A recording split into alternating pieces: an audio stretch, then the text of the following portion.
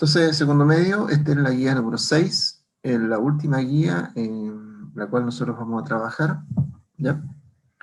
Eh, Son 6 periodos, ¿cierto? Este es el sexto periodo, y, ¿ya? ¿De acuerdo? Y este sexto periodo tiene que ver con la unidad 3 del curso de biología segundo medio, que su nombre genérico es genética, digamos, ¿ya? Que es un nombre bastante grande porque genética da para mucho. Pero la idea aquí es básicamente entregar algunos conceptos fundamentales respecto a esta, ¿cierto?, tan importante disciplina de la biología que es la genética, ¿no? ¿Ya? ¿Ok? Eh, bueno, lo primero obviamente es establecer lo que es la genética, ¿no? La genética es una parte de la biología, ¿ya? Es una parte de la biología que estudia la herencia de los caracteres, o sea, cómo se heredan, ¿cierto?, los caracteres. Esta ciencia nació a través de los experimentos de Mendel y ha generado cierto vocabulario propio que nosotros vamos a ir analizando a partir de hoy día, digamos. Ustedes hoy día van a adquirir algunos elementos, ¿cierto?, de genética, algunas cosas. Lo primero es diferenciar entre caracteres hereditarios y caracteres adquiridos, ¿no? Los hereditarios son, obviamente, como sabemos nosotros, que se transmiten de generación en generación, ¿ya? O sea, son los que van transmitiendo de generación en generación, aunque no necesariamente aparecen en todas las generaciones, o sea, ¿ok? Y los adquiridos son los que no, esos no se transmiten a los descendientes, ¿cierto? O sea, los adquiridos son los que se adquieren durante la vida de un individuo. Por ejemplo, si yo tengo un desarrollo muscular, ¿cierto?, muy intenso, ese desarrollo muscular no se le va a transmitir a mis hijos, ¿ok? Es un adquirido, ¿de acuerdo? Toda esta historia de la genética nace en el núcleo, ¿no? Recordemos nosotros una célula. La célula, ¿cierto?, es la unidad funcional y estructural de todo ser vivo, ¿ya? Y la célula en su contextura más básica, digamos, ¿cierto? Nosotros la podemos dividir en núcleo, ¿cierto? El citoplasma, donde están todos los organoides, organelos, ¿ya? Y la membrana plasmática que rodea, ¿cierto?, ¿cierto?, el citoplasma. Y en el núcleo, ya, es donde se supone que está todo esto que estamos conversando nosotros, ¿no?, de la herencia. Ahora, ¿cómo se llegó a esto? Hay dos experimentos clásicos que tienen que ver con esto. El experimento de Hammerling, que aparece ahí, que él trabajó, ¿cierto?, con un tipo de alga marina, eh, que hay dos tipos, la Acetobuaria crenulata y la Acetobuaria, ¿cierto?, mediterránea, ¿ya? Y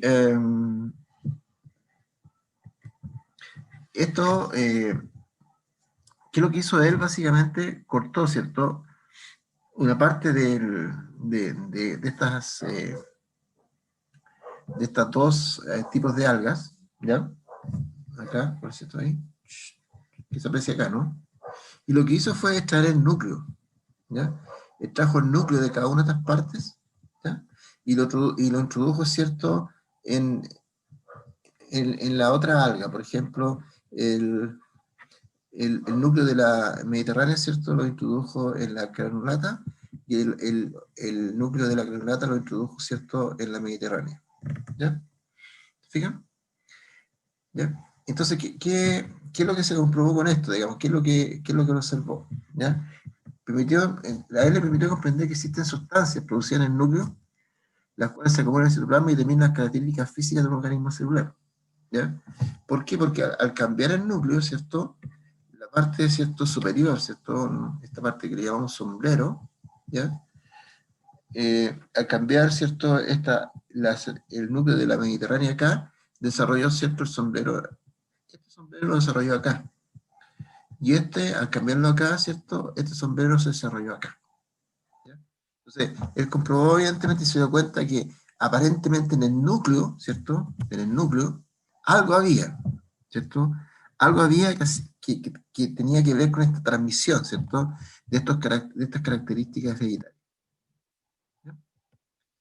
Esto obviamente también tiene que ver con John Gurdon, ¿cierto?, que quiso ver si en los organismos pluricelulares también pasa algo parecido, y utilizó una rana para eso.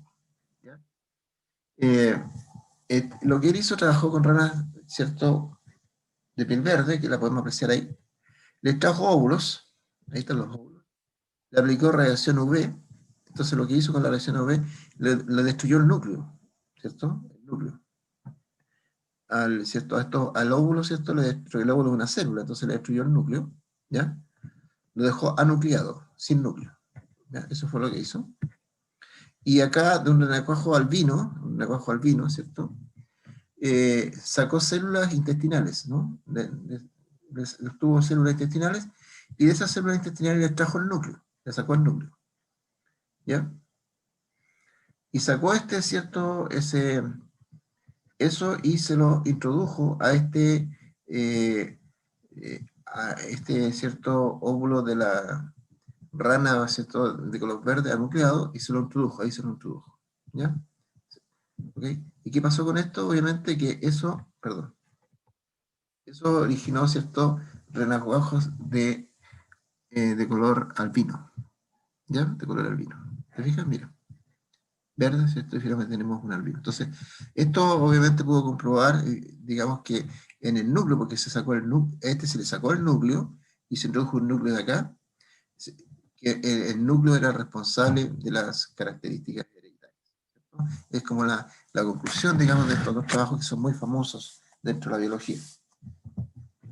Entonces, este experimento de la rana africana de Gurdon permitió establecer que en el núcleo existía la capacidad genética para reproducir todas las estructuras especializadas del organismo reproduccional adulto, ¿cierto? O sea, en el núcleo estaba la magia, por lo tanto, ahí estaba todo, ¿ya? Había que estudiar el núcleo y meterse ahí.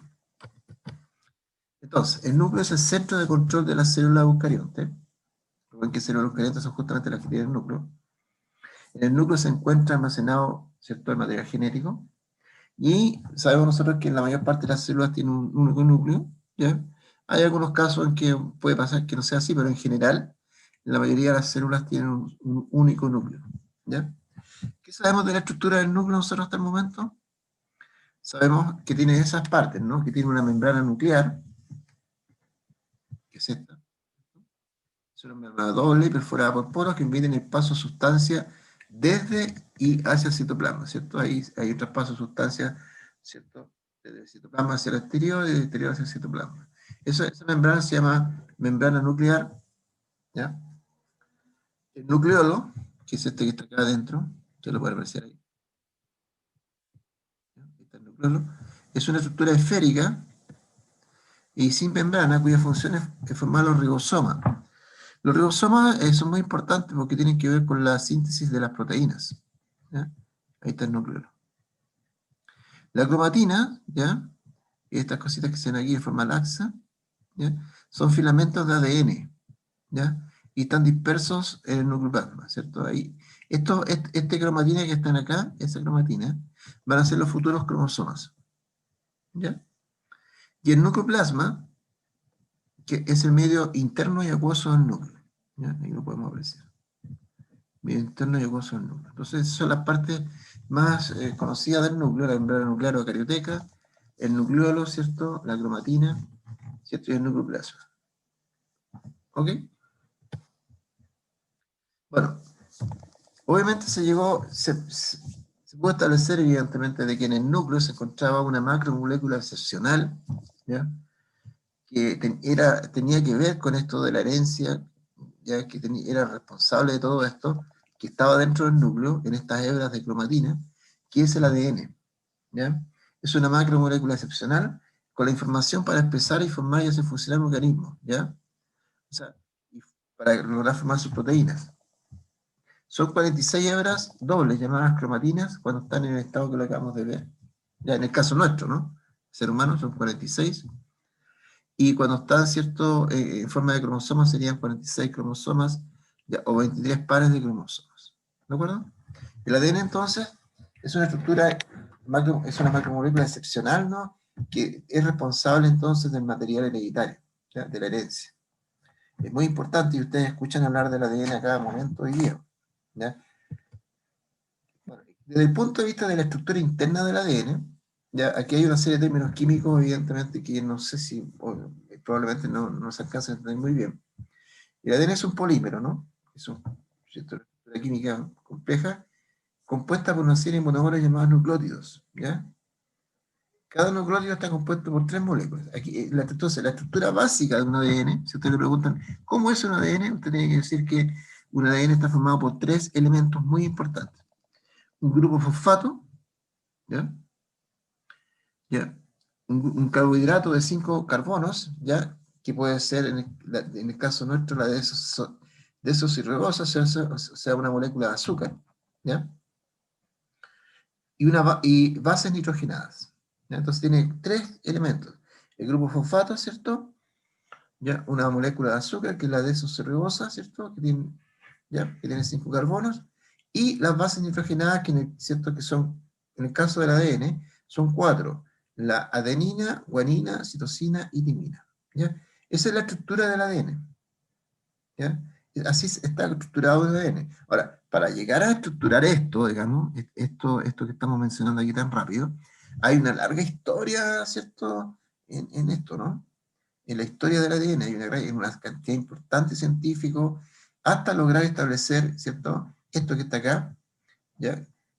Que el ADN sería, ¿cierto? Esta doble, ¿cierto? Membrana, ¿cierto? Dos hebras, ¿cierto? Que están conectadas acá con una forma de hélice, que fue establecida por Warshaw y Crick, digamos, y obviamente estaría formado por estos elementos que están acá. Pero hay una gran historia detrás de esto que ustedes seguramente en algún curso de biología más, ¿cierto? En sus estudios superiores, que puede ser cuarto, medio, tercero, dependiendo evidentemente qué es lo que usted elija en tercero. Recuerden que en tercero usted puede obviamente tomar cursos, hay muchos que usted puede tomar, optar por ello. ¿Ya? Ese es el ADN. Bueno, hemos dicho que en el núcleo, ¿cierto? Hay unas hebritas que son ¿cierto? Las cromatinas que están ahí, ¿cierto? En forma laxa, y que estas se engrosan y forman los cromosomas, ¿ya? Los cromosomas, todas las células tienen ya el material genético en forma de ADN, o sea, todas, sin excepción, el ácido desoxirribonucleico, ADN significa ácido desoxirribonucleico, ¿ya? Entonces, el ADN es una molécula química donde se localiza toda la información de la célula, eso lo hemos conversado ya. ¿Y qué son los cromosomas? Los cromosomas son fragmentos de ADN, pedazos de ADN organizados en ovillos, ¿ya? Que lo podemos apreciar acá. ¿Te fijas? Ahí está. ¿De acuerdo? ¿Cómo sería un cromosoma? ¿Ya? Estaría formado por 2 cromátidas, que son estas de acá. Estas se llaman cromátidas. ¿Ya? ¿Ok? Y por un punto central que es el centrómero, que es lo que une estas 2 cromátidas. ¿Ya? ¿Ok? ¿De acuerdo? Eso sería un cromosoma, sería la forma de un cromosoma. De forma general, ¿no? Aquí tenemos distintas formas que de acuerdo a la forma le dan distintos nombres, por ejemplo. ¿Ya? Pero uno en general puede decir entonces que un cromosoma estaría formado por 2 cromátidas, ¿cierto? Unidas, ¿cierto? Por un punto central que se llama centrómero, ¿ya? Que es el que está ahí. ¿Ya? Eso sería así en forma resumida, ¿no? Y los cromosomas, ¿cierto? Uno los puede ordenar, ya los puede ordenar. Y ahí tiene entonces lo que se llama el cariotipo, ¿no? Que son los cromosomas ordenados por su forma en cada especie, ¿ya? Entonces, cada especie tiene un ordenamiento de sus cromosomas y eso se llama cariotipo, ¿ya? En el caso nuestro, existen 44 que son somáticos, ¿ya? Es decir, que son, eh, ¿cómo se dice? Que son parte de nuestro cuerpo. Soma es cuerpo, ¿no? Entonces, 44 que son somáticos, ya y hay 2 que son sexuales, y eso hacen un total de 46 cromosomas, que es lo que nosotros tenemos. Nuestra especie se caracteriza por tener 46 cromosomas, ¿ya? Y ahí tenemos entonces los cromosomas, ¿cierto? Los cromosomas homólogos que están ahí, ¿cierto? Establecidos, ¿ya? Aquí aparecen en pares, pues, si usted se da cuenta, ¿ya? Son 23 pares de cromosomas, o 46 cromosomas, ¿cierto? Si usted lo ve, ¿cierto? Como pares. Aquí está el creotipo femenino, ¿cierto? Y el creotipo masculino. ¿Cierto? Y notamos que los cromosomas sexuales, en el caso ¿cierto? Del femenino es XX, en el caso del masculino es XY. ¿Se fijan? Ahí están los cromosomas sexuales. ¿Ya? ¿Ok? Entonces eso que está ahí es un cariotipo, ya, un mapa de los cromosomas de cada especie. Esos son cariotipos. Son los cromosomas ordenados por su forma. Entonces uno aquí, de repente cuando le muestran esto y algún tipo de enfermedad, le muestran esto y le dicen, mire, el problema está aquí en el cromosoma, en este cromosoma, por ejemplo, ¿ya? Aquí se genera una trisonomía, o sea, que en vez de dos cromosomas hay un tercer cromosoma, por ejemplo, y esto genera una enfermedad, por ejemplo, ¿ya? La trisonomía, ¿cierto?, del cromosoma 21, que tiene que ver con el síndrome de Down. Bueno, los cromosomas se hacen visibles, o sea, uno los puede visualizar cuando la célula se comienza a dividir. Recuerden que la célula se reproduce, ¿no? Se divide a través, ¿cierto?, del proceso de fisión o división binaria, entonces la célula se reproduce. En el momento de la fisión, donde está el proceso mitótico, ¿ya?, de mitosis, allí los cromosomas se hacen visibles, uno los puede visualizar en la célula, ¿ya? El número de cromosomas de cada especie es fijo, o sea, cada especie tiene un número de cromosomas específico y es característico de cada especie. Hemos dicho que hay 22 parejas en el caso nuestro, y una es sexual, por lo tanto son 23, ¿ya?, cromosomas. Un cromosoma de cada pareja proviene de cada uno de los progenitores, ¿ya? Es decir, un cromosoma viene, ¿cierto?, del progenitor masculino y otro viene del progenitor femenino, por lo tanto, tenemos el par de cromosomas homólogos. Uno viene de la mamá y otro viene del papá, ¿ya? ¿De acuerdo? Y ahí formamos entonces los 46 cromosomas, o los 23 pares de cromosomas que hemos estado conversando. En cada porción, o en cada pedacito de un cromosoma, ¿cierto? En cada pedacito de un cromosoma, ¿ya?, existe una parte, ¿cierto?, de él que me entrega a mí un carácter, ¿ya? Que puede ser cualquiera, ¿no? Color de pelo, color de ojos, no sé, cualquier tipo, ¿ya? Esta porción del cromosoma que me entrega a mí ese carácter se llaman gen, y esos son los genes, ¿ya? ¿De acuerdo? Entonces nosotros tenemos genes para todas nuestras características en nuestros cromosomas. Insisto, lo más obviamente para el color de pelo, color de ojos, ¿cierto? Todas nuestras características físicas que nosotros tenemos, ¿cierto? Tenemos obviamente un gen en nuestros cromosomas que tiene que ver con esa característica, ¿ya? ¿De acuerdo? Eso son los llamados genes.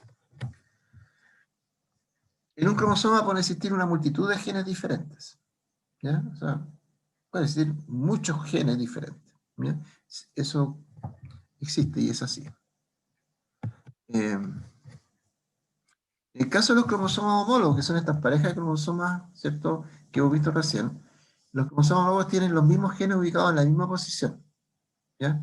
Es decir, si en este punto de acá, ¿ya?, entonces, ahí hay un gen, ¿no? Entonces, en la misma posición, ¿cierto?, está el gen, ¿cierto?, ubicado para el color de pelo, ¿cierto? En el otro cromosoma tiene que estar ubicado, ¿cierto?, en el mismo lugar, digamos, ¿ya? ¿Ok? Eso pasa en los cromosomas homólogos. Entonces, los genes alelos, ¿ya?, son manifestaciones diferentes de un mismo tipo de gen, ¿ya? O sea, el gen es color de ojos, por ejemplo, ¿ya? Pero yo tengo, por ejemplo, el gen es color de ojos, pero yo puedo tener gen de color oscuro o gen de color claro, ¿ya? Entonces, esos genes se llaman genes alelos, ¿ya? Porque son manifestaciones del mismo tipo de gen, pero obviamente hay un gen de color de pelo, pero oscuro, y hay un gen de color, ¿cierto?, claro, ¿ya? Estos genes, entonces, que son manifestaciones diferentes de un mismo tipo de gen, se llaman genes alelos, ¿ok? Entonces, como existen dos cromosomas homólogos, se combinan dos alelos para cada carácter, ¿ya? Estos pueden ser iguales o diferentes, ¿ya? O sea, estos genes alelos pueden ser iguales o diferentes. O sea, pueden tener la misma característica ambos cromosomas o pueden tener distintas características ambos cromosomas. Entonces, si son iguales, ¿ya?, los individuos se llaman homocigotos para este carácter. Homocigotos para este carácter. Por ejemplo, nos fijamos acá, acá tengo dos cromosomas, ¿ya? Y tengo, ¿cierto?, que el gen color de ojos en ambos cromosomas es azul. Por lo tanto, este es homocigoto, ¿cierto?, para este color de ojo azul. ¿Ya? Este de acá también es un homocigoto porque tiene color de ojos oscuros, ¿cierto? Los dos tienen color de ojos oscuros. ¿Ya? ¿Ok? En cambio, el que está al lado, ¿cierto?, son diferentes, ¿cierto? Se llaman heterocigotos para el mismo carácter. ¿Ya? ¿Por qué razón? Pues si nos damos cuenta, este de acá tiene, ¿cierto?, el color de ojos oscuros, pero su cromosoma homólogo, que está al lado, tiene color de ojos azules. Entonces, como tienen el gen para el color, ¿cierto?, no es el mismo, sino que uno tiene oscuro y el otro tiene azul, son diferentes, se llaman heterocigotos. Estos de acá entonces son los llamados homocigotos, los del lado, ¿cierto?, son los heterocigotos. ¿Ya? ¿Cómo se expresan estos alelos? Para simplificar el tema, digamos, ¿cómo lo expresamos nosotros? Lo expresamos con una letra, ¿ya? Con letras del abecedario, ¿cierto? Por ejemplo, letra A para el color de ojos, ¿ya?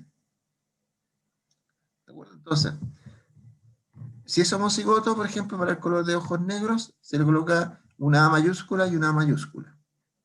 ¿Se fijan? Que sería esto, el primer, ¿cierto?, cromosoma que tenemos acá, A mayúscula, mayúscula, que significa que los dos tienen ciertas características del color para los ojos negros, por ejemplo. ¿Ya? Y en el caso del lado es un heterocigoto, ¿por qué razón? Porque tiene el color de ojos negros, A mayúscula, y, ¿cierto?, el color de ojos celeste o azules, ¿cierto?, con la A minúscula. Entonces este sería un heterocigoto para ese tipo de rasgo. Acá también este homocigoto porque los dos son A minúscula, o sea, los dos tienen el mismo gen de color de ojos que son ojos celestes. ¿Ya? ¿De acuerdo? Entonces, ¿qué significa esto, no? Que hay genes que son dominantes y hay genes que son recesivos. O sea, hay genes alelos que dominan, ¿cierto?, sobre el otro, y hay genes que son dominados, que son recesivos. ¿Ya? Entonces, cuando dos alelos van juntos en un cromosoma homólogo, siempre se expresará uno de ellos que será el alelo dominante y el otro no se manifiesta, que es el alelo recesivo. O sea, el que no se manifiesta ya directamente es el alelo recesivo. Por lo tanto, el gen dominante se designa con la letra A mayúscula y el gen recesivo se designa con la letra A minúscula. ¿De acuerdo? Entonces, todos sabemos nosotros, por lo que vemos en la vida cotidiana, por lo menos en nuestro país, que el color de ojos negros predomina. ¿Ya? Predomina sobre todos los otros colores de ojos. Por lo tanto, uno puede decir que el color de ojos negros, ¿cierto?, oscuro, ¿ya?, es dominante frente a los otros. Entonces, el color de ojos oscuro va a llevar la letra A, ¿ya?, que es dominante. Y el recesivo, que en este caso sería el color azul, ¿cierto?, debería llevar la letra A minúscula. ¿De acuerdo? Entonces, el color negro, que es dominante, letra A mayúscula, y el color, ¿cierto?, azul, que es recesivo, ya, es la letra A minúscula. ¿De acuerdo? También existen algún tipo de herencia intermedia, ¿cierto? Que es cuando los alelos van juntos en los cromosomas y se dominan por igual. O sea, aquí no hay uno que domina al otro, ¿ya? Sino que hay una dominación igualitaria, ¿ya? Por lo tanto, en el individuo que sale de esta unión, ¿cierto? De esta unión de estas cosas, ¿cierto? Estamos hablando, ¿cierto?, que aquí hay células que se juntan, el individuo, ¿cierto?, que se manifiesta de esto, es una mezcla de estos dos alelos, ¿ya? Y esto obviamente uno lo puede apreciar mucho en los vegetales, ¿no? Por ejemplo, en el caso de las flores rojas, por ejemplo, y las flores blancas, ¿ya? Si yo tengo, ¿cierto?, se genera una fecundación y todo, bueno, eso, ¿ya? Todo el tema, pero se me genera una unión de estas dos cosas, ¿ya? Como el gen de flores rojas es dominante, y el gen flores blancas también es dominante, ¿ya? ¿Qué se me genera? Obviamente, una mezcla entre ambas, y me salen flores rosas, ¿se fijan? Por eso a veces hay colores intermedios. En el caso de las flores estoy hablando, ¿ya? Porque tanto el color rojo como el color blanco son dominantes. Entonces, si tengo entonces alelos que van juntos en cromosomas y son dominantes por igual, los dos dominan, lo que se me va a generar entonces una mezcla de estos dos alelos que sería entonces una flor rosada. ¿Ya?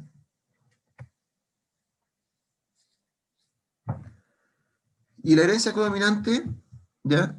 Es cuando se me manifiestan, ¿cierto?, los dos alelos, pero no se mezclan, ¿ya? Es decir, flores rojas, flores blancas, ¿cierto? Y voy a tener un individuo con flores rojas y flores blancas. Ambas dos, ¿ya? No voy a tener una mezcla como en el caso de la anterior rosada, sino que voy a tener las dos, ¿cierto? Van a manifestar en el arbolito los dos tipos de flores, o lo que sea, no sé, la planta, ¿ya? Eso es herencia codominante. Bueno, el conjunto de alelos que tiene cada uno de nosotros, ¿ya? Eso se llama el genotipo, ¿ya? O sea, el genotipo tuyo es el conjunto de cromosomas que tú tienes, el conjunto de alelos que tú tienes, ¿cierto? Eso se llama el genotipo, ¿ya? El genotipo. Y el fenotipo, ¿ya? Es la manifestación de este genotipo en forma visible, física, ¿ya? Es el carácter que se manifiesta. Eso se llama fenotipo, ¿ya? ¿De acuerdo? Entonces, por ejemplo, el genotipo sería entonces el ejemplo que tenemos ahí, ¿cierto? Un ser heterocigoto, A mayúscula, A minúscula, ¿ya? ¿De acuerdo? Que sería, ¿cierto? Por ejemplo, esta mezcla, A mayúscula, A minúscula, y como el A minúscula domina sobre el A minúscula, ¿cierto? El color negro domina sobre el color, ¿cierto? Claro. ¿Qué pasaría con el fenotipo? ¿Cuál sería? ¿Qué es lo que uno vería? Vería ojos oscuros. ¿Me entienden? El fenotipo es lo que se ve, ¿ya? El genotipo son los genes que uno tiene, ¿cierto? Los genes alelos que tiene. Entonces, claro, una persona puede tener, ¿ya? Fenotípicamente un color de ojos oscuros, ¿ya? Puede ser. Pero en su genotipo, él puede tener, ¿cierto? ¿Cierto? En sus cromosomas, puede tener un gen de color azul, ¿ya? Y por genética, en algún momento determinado, ese gen recesivo se podría manifestar, ¿cierto?, en algún hijo, que podría salir con hijos azules, porque se podría juntar con otro, ¿cierto?, gen azul, recesivo, ya que viene de parte de la mamá, por ejemplo, y origina, obviamente, un niño, ¿cierto?, que puede ser con ojos azules, siendo que ninguno de los dos papás tiene ojos azules, por ejemplo, ¿ya? Pero sí los abuelos tenían ojos azules. ¿Te fijan? Entonces ahí, bueno, ahí hay que estudiar los árboles genealógicos, qué sé yo, no sé, ¿ya? Bueno, acá tenemos obviamente un ejemplo que tiene que ver con la miopía, ¿ya? Que se puede ser, algunas se heredan genéticamente. Este carácter está determinado por dos genes alelos, que llamaremos A y A minúscula. El gen A es el dominante, ¿ya? Que determina que la persona sea miope, mientras que el gen A recesivo determina el fenotipo normal, no miope. ¿Ya?